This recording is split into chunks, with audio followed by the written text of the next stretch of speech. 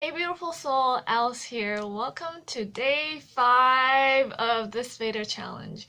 And if you're new here and you've never heard of Veda, Veda stands for vlog every day in the month of April or vlog every day in the month of August. And for this Veda, I decided to do 30 days of self-love. The intention is to project more positive vibes and love out into the world in this time of uncertainty. So every single day for this month of April, I will be posting videos talking about topics related to self-love or doing an activity related to self-love. Feel free to follow along, join the discussions by typing your thoughts in the comments below or posting your own videos or simply sharing my videos. Alright, without further ado, let's dive into today's topic. This video is going to be about meditations, trusting your intuition, and spiritual guidance. These past couple of days, a lot of law of attraction, spiritual awakening influencers have been doing live sessions, live meditations online. Basically, it's people coming together to help Mother Earth in this time where a lot of people are concerned about the you-know-what situation.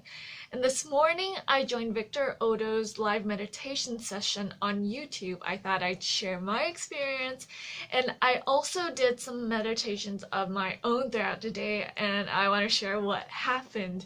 So this is going to be sort of a story time video, and I'm going to share where I'm at in terms of my spiritual awakening and ascension journey, and my thoughts on spirituality and guidance. Like I just said, I attended Victor Odo's live meditation session this morning, and if I were to use one word to describe it, I would say it's very refreshing. That's the word, refreshing. I loved the simplicity of it. You know, a lot of meditations get a bit too fancy, that's the word. They tell you to visualize that you're going to a place or a dimension, and while you're there, you got to do this and that, and sometimes instructions get super complicated and confusing, and I end up wondering, what do you mean? What does that even mean? What do you want me to do? So I really appreciated the simplicity of this meditation session. It was very relaxing, instructions were easy to follow along, and I enjoyed it. And I also appreciate Victor's attitude. He's always very humble and friendly. So thank you for the meditation session, Victor.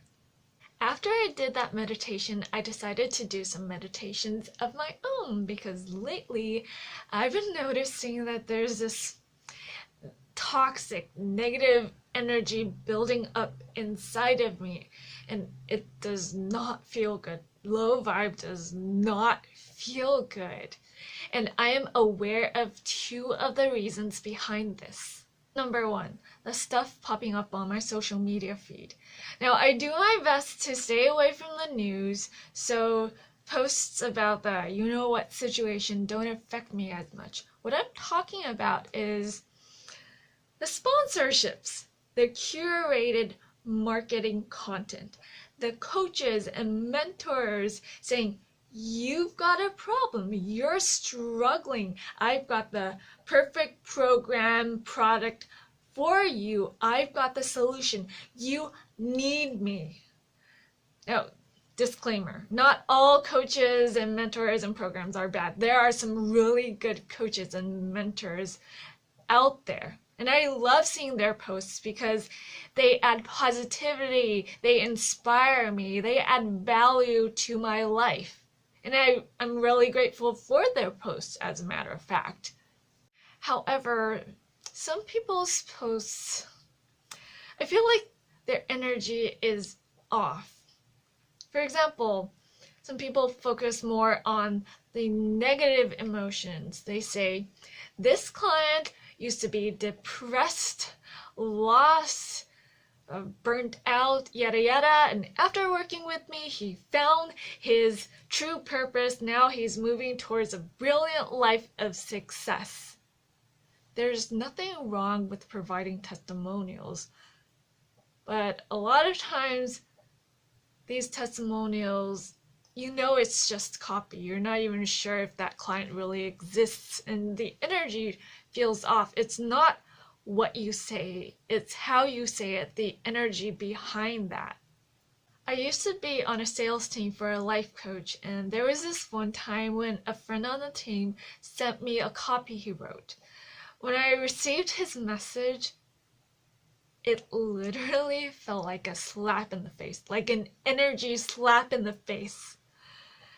There was absolutely nothing wrong with what he wrote. It was a positive message, positive information, but the energy felt so toxic. I wasn't sure if we should post it or not.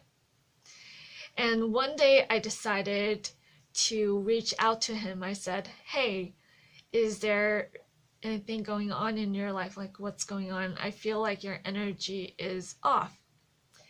And that's when he told me, "Yeah, there's been some things going on in my personal life." See, that's how much energy affects what you project outwards. If your energy is not in the right place, what you type, what you write, what you say won't come out the right way. Reason number 2 is very similar to reason number 1. It's actual people in my life, people I've been talking to that have been saying, "You got a problem. You need my guidance. I have the perfect solution for you." They might not literally say something like that, but the energy they carry, the energy they project, it feels like that. They say, "You should do this, you should do that. My opinion is the best advice." And when I'm in these conversations, I often tell them, "Hey, it's not like I'm doing nothing with my life. I am learning and progressing and growing. And I do reach out for help when I need guidance, when I need some advice." But I found that some people, they don't listen. And when you choose a different path, a different strategy, they often say, "Fine, we'll see how your strategy works." Something like that. Or they just repeat what they just said over and over again. And this gets very repetitive and it's tiring. And sometimes I feel like, why do I even have to justify my decision? Why I choose to go after something I love, what I resonate with, what I feel is right. But I knew that the root cause of everything is me, is my outside world. It's simply a mere reflection of what's going on inside of me. And I knew that if I didn't do anything about it, I would get really sick. That's why I decided to do my own meditation. I did my own healing meditation. I let energy flow from my head to my toes, and I focused on bringing in positive energy and flushing out that negative energy, letting it flow outwards, letting it go.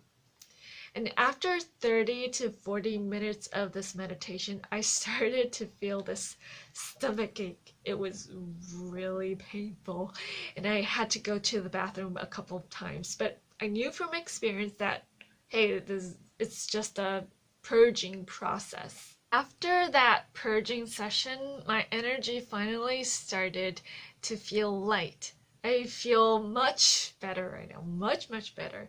My energy is light and fluffy and sparkly again. And this feels so good. So I reflected on what happened, and I believe that this was a very good learning experience. It helped me grow. Besides learning how to channel energy more efficiently, I also learned a valuable lesson on self-love. I learned that it's super duper important to listen to my heart, to trust my intuition, trust the universe, my higher self, my angel family, we are often conditioned to seek guidance from outside sources, and we seldom listen to our inner guidance, that tiny voice within, that gut feeling. And when people claim that they have or they are the solution to your problems, that's not really the case.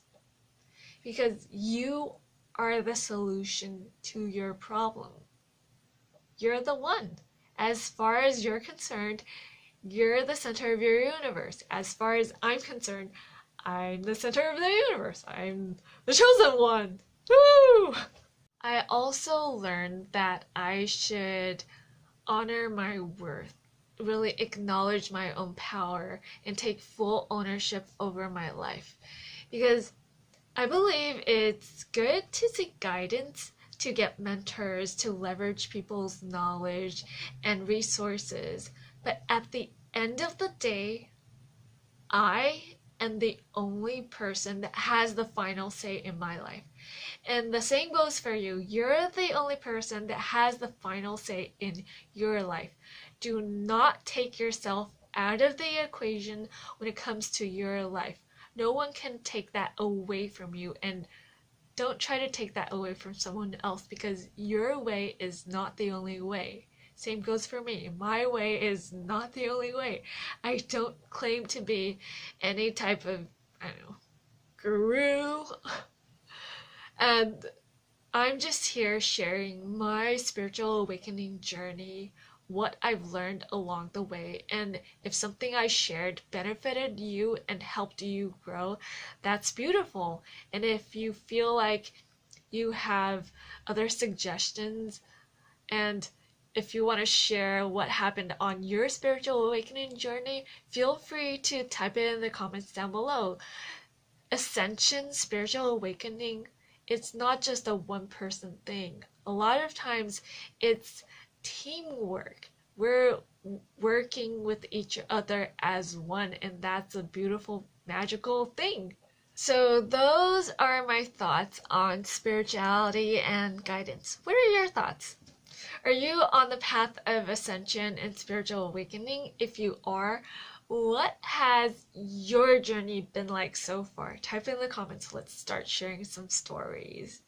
And if there's any specific topic related to spirituality or personal development in general you'd like to see a video on, type it in the comments. And that's about it for today. Thank you for watching this video. If you resonated with the content, please give me a thumbs up. I'd really appreciate it. Like, subscribe, follow me on social media, and hit that bell button. I'll see you tomorrow in another video on self-love.